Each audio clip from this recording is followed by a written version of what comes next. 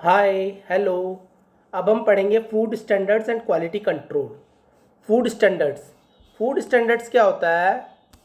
मतलब कि जो कि फूड जो होता है उसके उसकी एक सीमा निर्धारित करना, उसको रेगुलेट करना, फूड को उसको हाइजीनिक कंडीशन में कंज्यूमर तक पहुंचाना। और क्या बोलते हैं, उसकी क्वालिटी को और उसकी क्वांटिटी को बेस्ट देना, यही फूड स्टैंडर्ड का काम होता है जो गवर्नमेंट द्वारा रेगुलेट होती है।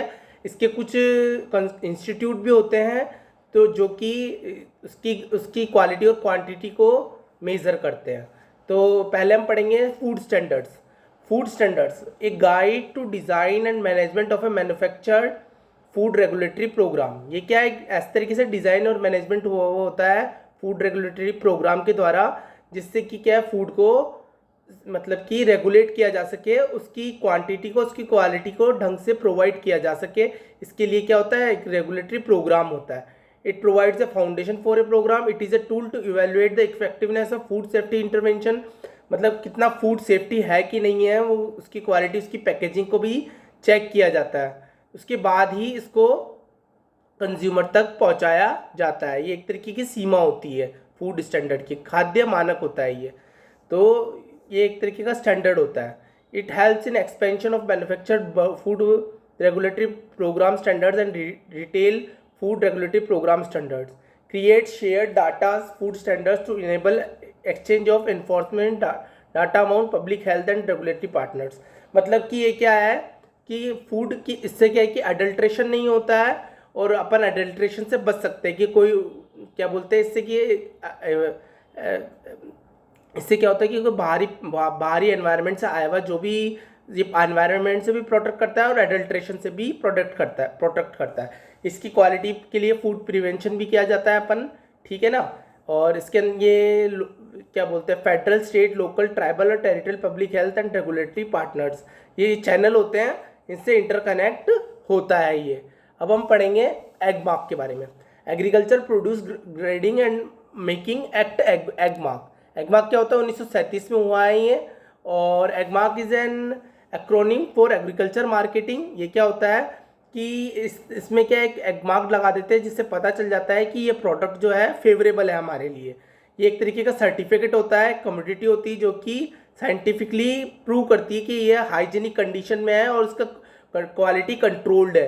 तो ये कंफर्म करती है इस चीज़ को, इसको बोलते हैं एगमार्क। ये जो क्या है, ग्रेड देती है कि ये किस टाइप की ग्रेड का फूड प्रोडक्ट है। इस तरह इसे बोलते हैं हम एग मार्क, कि क्या सर्टिफिकेट प्रोवाइड करती है, एक तरीके का एक मार्क प्रोवाइड करती है फूड में, ठीक है ना। अब हम पढ़ेंगे food product order. Food product order क्या होता है, फूड में इसका मेन एम होता है फ्रूट्स एंड वेजिटेबल्स में सैनिटरी एंड हाइजीनिक कंडीशन को देना और उसकी क्वालिटी को लो ना होने देना, ठीक है ना। इसके अंदर ये इसका मेन काम यही होता है, ये होता है फूड प्रोडक्ट ऑर्डर। ये 1955 में बनाया गया था और इसको ऑर्डर को, और ये एक तरीके से क्या करता है फ्रूट्स एंड वेजिटेबल में, और ये इसमें क्वालिटी को कंट्रोल करता है और हाइजीनिक कंडीशन देता है। इसका मेन यही ऑब्जेक्टिव होता है। ये क्या है कि इम्प्लीमेंटेड किससे हुआ है, एफएसएसएआई से हुआ है। ये हुआ फूड प्रोडक्ट ऑर्डर। अब हम पढ़ेंगे सॉल्वेंट एक्सट्रैक्टेड ऑयल। ऑयल के बारे में पढ़ेंगे। ऑयल को क्या है कि किस तरीके से ऑयल को एक्सट्रैक्ट करते हैं जिससे कि क्या है कि हमें रिफाइंड ऑयल मिले और कंफर्म उसका स्टैंडर्ड बहुत अच्छा हो, और क्या बोलते हैं, जो जो एक्सट्रैक्शन किया हमने ऑयल वो बिल्कुल प्योर हो, और इसमें से contamination of oil from the solvent, जिस जो हमने ऑयल निकाला उसमें इसमें कंटेमिनेशन ना हो, कोई एनवायरनमेंट से या कहीं बाहर से कोई एडल्ट्रेशन ना हो, इसका हम ध्यान रखते हैं। इसी को बोलते हैं सॉल्वेंट एक्सट्रैक्टेड ऑयल ऑर्डर होता है। ये 1957 में बनाया गया, 1967 में बनाया गया था ये ऑर्डर, ये ठीक है ना। ये है सॉल्वेंट एक्सट्रैक्टर, ये ऑयल की क्वालिटी और क्वांटिटी को मेजर करता है, ठीक है ना। अब हम पढ़ेंगे edible oil packaging. In order to ensure availability of safe and edible oils in packed form at predefined prices to the consumers, ठीक है ना। ये पैकेजिंग में इसको पैकेजिंग भी इसकी बहुत अच्छी से करनी पड़ती है, जिससे कि क्या है कि इसकी क्वालिटी और इसकी सेफ्टी का ध्यान रखा जा सके। ये क्या बोलते हैं कि ये पैकेजिंग ऑर्डर किस में आता है, एसेंशियल कमोडिटी एक्ट में आता है 1955 में। ये पैकेजिंग ऑयल, एडिबल ऑयल क्या बना था, ये 1955 में बना था ये एसेंशियल कमोडिटी एक्ट, ठीक है ना। ये स्टेट गवर्नमेंट द्वारा कंसल्ट किया जाता है ये वो एडिबल। अब पढ़ेंगे वेजिटेबल ऑयल। वेजिटेबल ऑयल क्या होता है, is regulated by the order through the directorate of वनस्पति। वनस्पति के द्वारा ये क्या बोलते हैं वेजिटेबल ऑयल एंड फैट क्या बोलते हैं ये रेगुलेट किया जाता है, और ministry of consumer affair and food and public distribution के द्वारा किया जाता है। वेजिटेबल ऑयल प्रोडक्ट क्या होता है, इसकी क्वालिटी की और उसकी क्वांटिटी को क्या बोलते हैं हम, इसको बिल्कुल भी इसको क्या फेवरेबल दे के देते हैं, इसको रेगुलेट करते हैं हम इसको, ताकि क्या है कि वेजिटेबल ऑयल प्रोडक्ट का मैन्युफैक्चर अच्छे से हो सके और इसका सेलिंग भी अच्छा जा सके। अब हम पढ़ेंगे prevention of food adulteration act. Prevention of food adulteration act क्या होता है, ये 1955 में बनाया गया था, और ये क्या है कि एडल्ट्रेशन होने से बचाता है। इसमें हमें ये ध्यान रखना पड़ता है कि कोई अनफेवरेबल क्वांटिटी ना इसमें जुड़ जाए, ठीक है। इसमें क्या होता है पैरामीटर्स होते हैं कि food additives, preservatives, colouring matters, packing and labelling of food, prohibition and regulation of sales, मतलब कि कितने कौन कौन से एडिटिव डल रहे हैं और कौन कौन से प्रिजर्वेटिव डल रहे हैं, कलरिंग मैटर्स कौन से हैं, पैकेजिंग में एंड लेबलिंग जो लेबल हो रहा है वो फूड का उसके बारे में, और क्या क्या हमें नहीं डालना है उसके बारे में, उसके रेगुलेशन के बारे में ये क्या बोलते करता है, ये एक्ट रेगुलेट करता है, ठीक है ना, ये रेगुलेट करता है। और ये food safety and standard act है जो कि रिप्लेस किया गया था पीएफए में, ठीक है ना। Food safety and standard act है जो कि पीएफए में रिप्लेस किया गया था 1954 में, ठीक है ना। ये मेनली क्या करता है quality, preservatives, additives, colouring matters, labelling of food, prohibitions and regulation of sale, ये इतना सा सब कुछ ये रेगुलेट करता है। अब हम पढ़ेंगे milk and milk product amendment.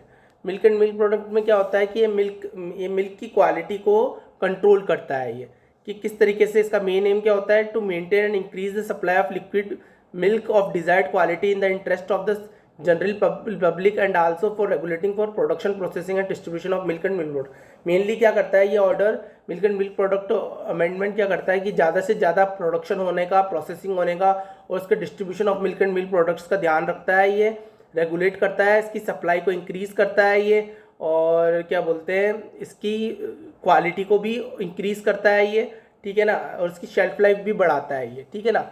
ये हुआ मिल्क एंड मिल्क। अब meat and meat product order का मतलब क्या हुआ कि meat and meat product order ये 1977 में बनाया गया था। इसका हाईली पेरिशेबल इन नेचर होता है ये, और इससे क्या है कि डिजीज़ फैलती है, डिजीज़ ना फैले उसके लिए हम उसकी क्वालिटी को कंट्रोल करते हैं। इसके प्रोडक्शन में फिश में भी हम इसकी क्वालिटी को कंट्रोल करते हैं। इसका एक लाइसेंस होता है जो कि बनता है, जिससे कि पता चल जाता है कि जो अपना जो मीट है वो सैनिटरी कंडीशन और हाइजीनिक कंडीशन में मिल रहा है। तो इस तरीके से मीट का हम रेगुलेट करते हैं फ्रॉम एनिमल से, ठीक है ना। Standard of for weight and measurement act, weight और मेजरमेंट का भी इसमें ध्यान रखा जाता है कि कितने पैकेजिंग जो हो रही है कितनी वेट में हो रही है, कितने मेजर में हो रही है और कितने नंबर, कितनी क्वांटिटी उसमें, उसका भी पूरा ध्यान रखा जाता है। जैसे कि बिस्किट हो गए, फूड, ब्रेड, बटर हो गई, कॉफ़ी हो गई, T, vegetable oil, milk powder, wheat and rice flour, इसमें भी क्या है कि ध्यान रखा जाता है कि किस तरीके से इसका वेट और मेजरमेंट, क्वालिटी और क्वांटिटी का पूरा ध्यान रखा जाता है। इसी को बोलते हैं standard for weight and measurement act, ठीक है ना। ये क्या है कि विश्व युद्ध के बाद इस एक्ट को बनाया गया था। इस एक्ट को बनाने का कारण ये था कि जो लोगों जो सोल्जर्स है उनको खाना जो है एक क्वांटिटी में और बिल्कुल हाइजीनिक कंडीशन में मिल जाए, इसलिए हमने इसका वेट एंड मेजरमेंट एक्ट का निर्माण किया था। अब पढ़ेंगे bureau of Indian standards. Bureau of Indian standards क्या होता है, इंडियन स्टैंडर्ड इंस्टीट्यूट होता है, एक तरीके का इंस्टीट्यूट है जो कि क्या consumer affairs, food and public distribution का पूरा ध्यान रखता है। ये रिकॉर्ड रखता है पूरा BIS कि फूड का जो जितना भी स्टैंडर्ड होता है उसका पूरा रिकॉर्ड रखता है। ये हाइजीनिक कंडीशन का भी ध्यान रखता है, कौन कौन से रूल्स होते हैं जो लेबलिंग में ज़रूरी होते हैं, जो पैकेजिंग में ज़रूरी होते हैं हाइजीनिक कंडीशन के कारण, हाइजीनिक कंडीशन करने के लिए। ये एक तरीके का ये क्या होता है इंस्टीट्यूट होता है जो कि ISI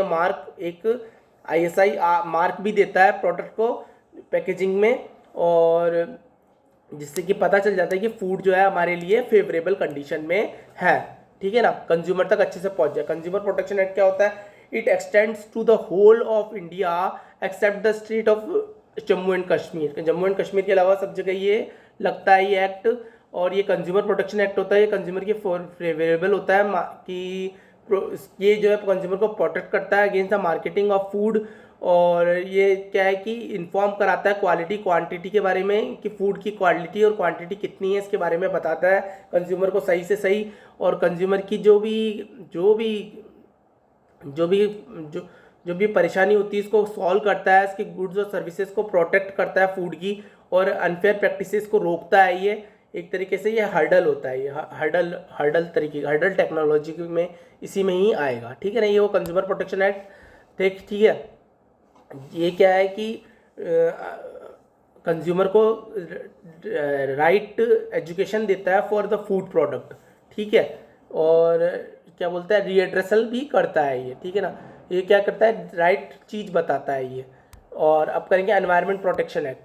एनवायरनमेंट प्रोटेक्शन एक्ट क्या होता है कि this act is regulated by the ministry of environment and forest, department of environment, wild life in Government of India. Under this act, it is mandatory for every food manufacturer to discharge plant to waste into mainstream to obtain a no objection certificate from State Pollution Control Board.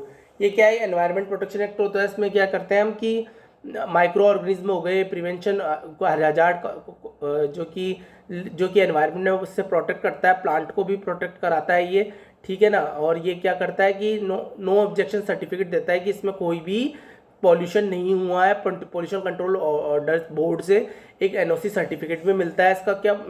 इसका main जो objective होता है, protection and improvement of environment and the prevention of hazards to human beings, other living creatures, plants and property, ठीक है ना। ये protect करता है अपने को, और इसका मेन ऑब्जेक्टिव होता है जो प्रोटेक्ट और इम्प्रूवमेंट करता है एनवायरनमेंट में।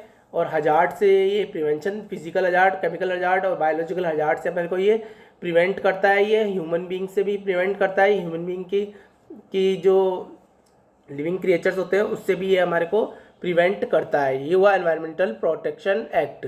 अब हम पढ़ेंगे इंसेक्टिसाइड एक्ट। इंसेक्टिसाइड एक्ट क्या होता है कि ये जो है मेनली जब स्टोरेज कर रहे होते हैं हम, तो स्टोरेज के टाइम पे जो हमारे को ध्यान रखने पड़ते हैं वो केमिकल के द्वारा हम इसको स्टोरेज करते हैं इसका, ताकि इंसेक्ट ना हो, ताकि इंसेक्ट का ज़्यादा इस पर प्रभाव ना पड़े और हेल्थ के लिए हमारे लिए फेवरेबल हो फूड। इसके लिए हम क्या करते हैं, इंसेक्टिसाइड एक्ट लगाते हैं जो कि 1968 में बना था। अब हम पढ़ेंगे plant food and seed regulation of import into India order. Plant food and seed जो फूड के जो सीड होते हैं उनको, वो भी क्या है कि एग्रीकल्चर द्वारा उसको भी क्या है कि हम एक ऑर्डर होता है, इम्पोर्ट करते हैं ना प्लांट को, बाहर से जो प्लांट्स लाते हैं अपन और जो अपन यहाँ पे जिससे उगाते हैं उसको बोलते हैं हम इम्पोर्ट और एक्सपोर्ट। दोनों का जो ध्यान रखती है वो होता है प्लांट फूड एंड सीड। ये क्या करते हैं, मेनली क्या है कि कंजप्शन का ध्यान रखता है, ठीक है ना, और सैनिटरी रिक्वायरमेंट का ध्यान रखता है। अब करेंगे agriculture process food product export development authority. The agricultural and processed food product, ये क्या करता है, अपेडा है। ये अपेडा भी एक नया ऐप बना है, अपेडा ये नया ऐप भी बना है। और क्या बोलते हैं, गवर्नमेंट ऑफ इंडिया ने एक अपेडा बनाया है जिसकी फुल फॉर्म है agriculture and processed food products export development authority. Export करने के लिए जो इसका अथॉरिटी का निर्माण किया 1985 में, से बोलता है अपेडा, जो कि कॉमर्स के लिए, इंडस्ट्री के लिए फेवरेबल होता है, एक्सपोर्ट करने के लिए फेवरेबल होता है। इसमें क्या होता है, अपेडा का फंक्शन क्या है, development of industries for export, registration of person for export के लिए main, improving of packaging, improving of marketing को इम्प्रूव करने के लिए, एक्सपोर्ट करने के लिए, पैकेजिंग, मार्केटिंग, प्रोसेसिंग, प्रोडक्शन के लिए, इम्प्रूवमेंट के लिए इसका क्या करता है, एक्सपोर्ट करते हैं इसको, ठीक है ना। ये अपेडा होता है। अपेडा मेनली क्या होता है, एक्सपोर्ट के लिए होता है। अब करेंगे कोडेक्स एलिमेंट्री स्टेशन।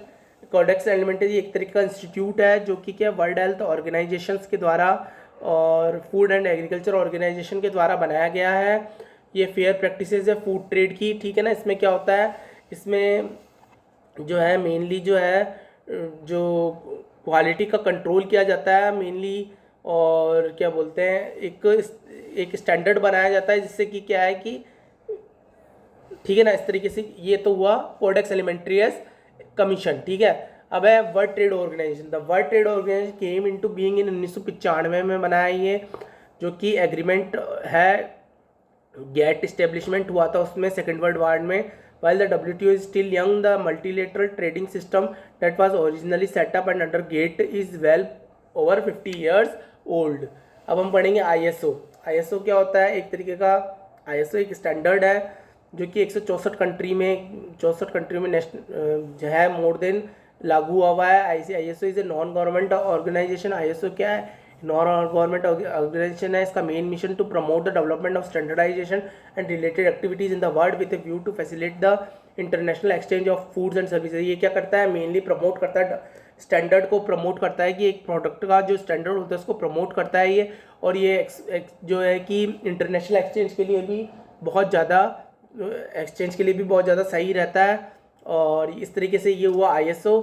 ये एग्रीमेंट है, इंटरनेशनल एग्रीमेंट है ये, ठीक है ना।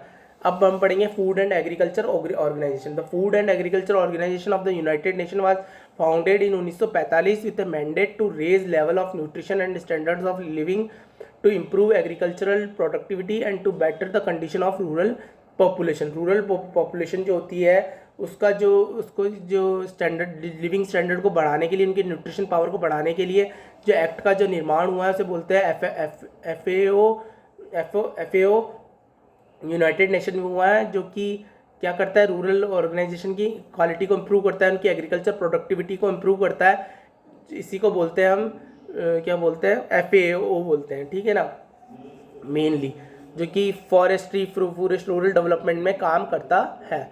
अब हम पढ़ेंगे वर्ल्ड हेल्थ ऑर्गेनाइजेशन, ठीक है। वर्ल्ड हेल्थ ऑर्गेनाइजेशन क्या करती है कि हेल्थ का ध्यान रखती है कि किस तरीके से हम फूड को बनाएं जिससे कि हेल्थ में इफेक्ट ना पड़े, कंज्यूमर की हेल्थ पे ना पड़े, उसकी मेंटल ग्रोथ पे, सोशल ग्रोथ पे, उसकी फिजिकल ग्रोथ पे, है ना, हेल्थ पे इफेक्ट ना पड़े। इसके लिए हमने ये एक्ट बनाया है WHO, ठीक है। ये हुआ WHO, ठीक है। हेल्थ जो कि एक इंस्टीट्यूट है जो कि डिजीज़ से हमारे को बचाता है और हमें रोकता है, ठीक है ना। इस तरीके से हमने फूड स्टैंडर्ड्स के बारे में पढ़ा और बहुत सारे लॉज और रेगुलेशंस हमने पढ़े, ठीक है ना। इस तरीके से ये फूड स्टैंडर्ड ख़त्म हुआ। Thanks and have a nice day.